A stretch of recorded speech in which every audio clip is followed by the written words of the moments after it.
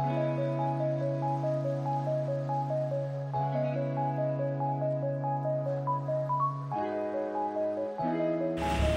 আলাইকুম। আজকে আপনাদেরকে আরেকটা নতুন ভিডিও উপহার দিব এবং যে ভিডিওটা উপহার দিব আপনারা দেখলে অবাক হয়ে যাবেন, কারণ মুর্শিদাবাদের স্থাপত্যের মধ্যে এটা একটা বিশাল স্থাপত্য কদম শরীফ। আর এই কদম শরীফের মেন গেট যেটা এখন ভগ্ন দশায়, কোনো প্রশাসনের ভ্রুক্ষেপ নেই এবং কোনো রকমের যত্ন ছাড়াই, কোনো রকমের রিপেয়ার ছাড়াই, সংস্কার ছাড়াই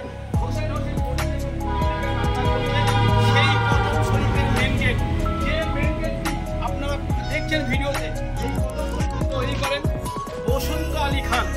এই বসন্ত আলী খান একসময় মুর্শিদাবাদের সেনাপতি ছিলেন এবং সেনাপতি থাকা অবস্থায় 1780 সালে এই গেটটা তিনি তৈরি করেন এবং এই গেট সহ এখানে অনেক সম্পত্তি তিনি কিন্তু এই মসজিদ বা এই কদম শরীফের নামে তিনি দান করে যান এবং ওয়াকফ করে যান। বর্তমানে সেসব ভগ্ন দশাগুলো আপনারা দেখছেন। এই যে ভগ্ন দশা দেখুন, এটা 1780 থেকে 1781 সাল তার স্বপ্নের মসজিদ কদম শরীফ, এটাই কিন্তু বসন্ত আলী খান তিনি তৈরি করেন এবং তার যা সম্পদ ছিল এই কদম শরীফের নামে ওয়াকফ করে যান। সেই সময় ওয়াকফের জমি ভোগ করত মসজিদ এবং বিভিন্ন রকমের কারবালা এবং কদম শরীফের এরা এখন কিন্তু সেই জমি কোথায় আছে কেউ জানে না, শুধু পড়ে আছে ভগ্নদশা।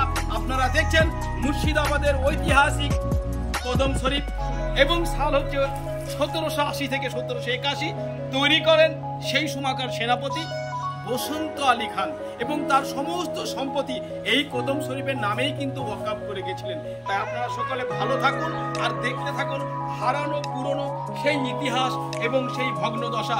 আমি প্রশাসনের দৃষ্টি আকর্ষণ করছি যাতে এটা আবার রিপেয়ার করে মানুষকে উপহার স্বরূপ যারা পর্যটক আসবে বিভিন্ন জায়গা থেকে, তারা যেন বসন্ত আলী খান যে তিনি মিশিয়ে যায়নি, পৃথিবী থেকে চলে যায়নি, তার দৃষ্টান্তমূলক এই স্থানগুলো যেন মানুষ দেখতে পায়, তার দিকে লক্ষ্য রাখার জন্য অনুরোধ রইল।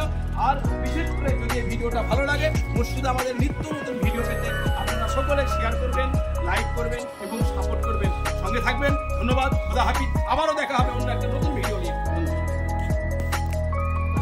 আসসালামু আলাইকুম।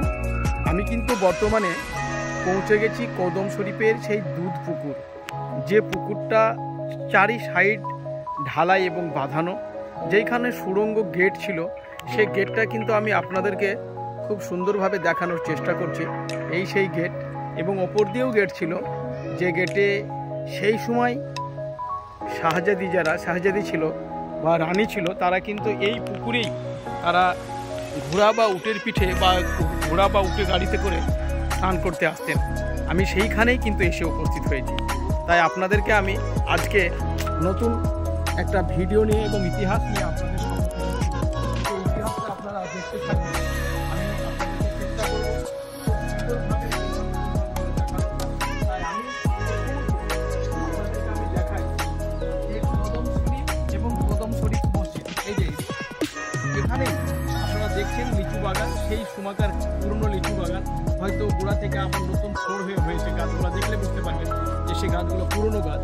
এবং আপনারা দেখছেন একদিকে বাম দিকে মসজিদ আর ডান দিকে হচ্ছে কদম শরীফ। এখানেই দাবি করা হয় যে জনাবে রাসূলুল্লাহ সাল্লাল্লাহু আলাইহি সাল্লামের কদমের ছাপ একটা পাথর উপরে আছে, যে পাথরটা রাখা হয়েছে ওই কদম শরীফের ভিতরে, তাই এটার নাম কদম শরীফ নামে পরিচিত।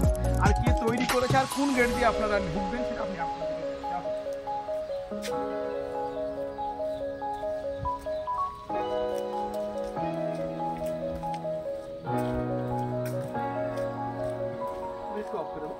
লালটা দেখা